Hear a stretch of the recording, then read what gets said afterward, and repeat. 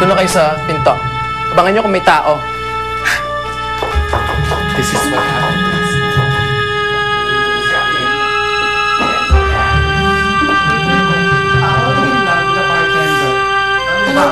Nagalit na si Paula eh.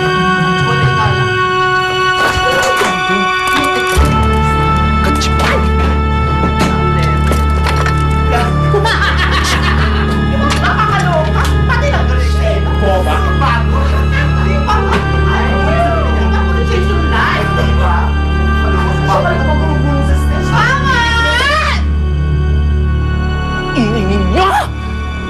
Bakit pa tayo pa-secret pumasok kung ganyan di kayo kaingay?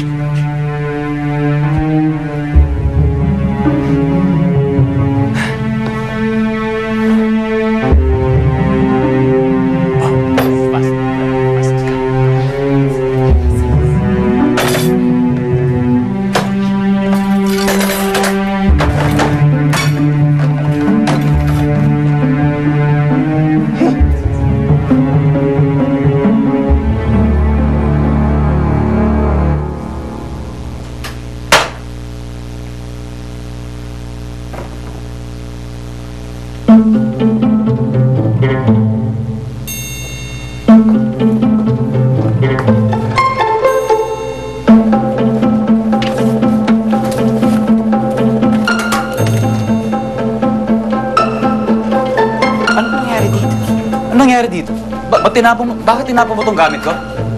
Hindi ako nagkatapon yan. Anong hindi? Eh, sino may gawa nito? Tayong dalawa lang naman pumapasok dito, di ba? Ha? Eh, bakit ako pinagbibintangan mo? Sinabi ko nga, di ba, hindi nga ako... Alangan naman ako. Ano, bakit ginugulo mo yung gamit ko, ha? Hoy, hindi totoo yan. Hindi nga ako nanggulo ng mga gamit mo. Hindi ikaw. Hindi. Gumaganti ka, no? Hindi nga. Alam mo, kung ayaw mo makipag-ayos sa akin, di wag. Ha? Wala akong pakialam sa'yo. Ang ayaw ko lang, yung pinakikialaman yung gamit ko. Ano? Ano, ha? So, naiiyak-iyak, ha? Sa susunod, huwag mong pinakikialaman ng gamit ko, ha? Yung kunin mo yung basura, ilabas mo, then mamaya baka dagain pa tayo rito. Hirap sa'yo, papansin ka kasi masyado.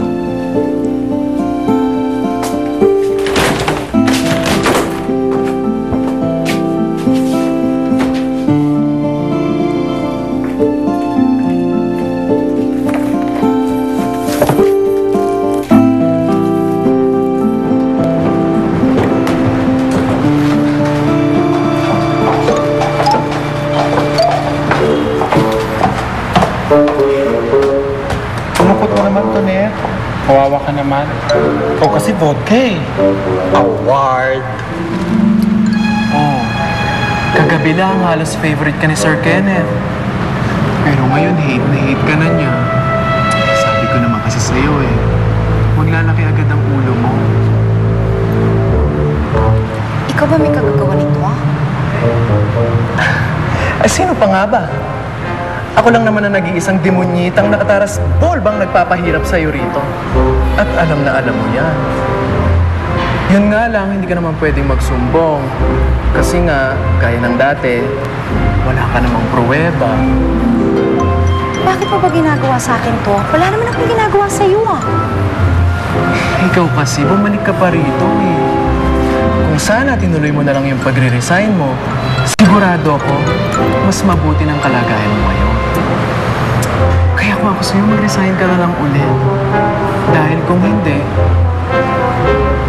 marami pa akong kayang gawin para pahirapan ka. Pag-isipan mo.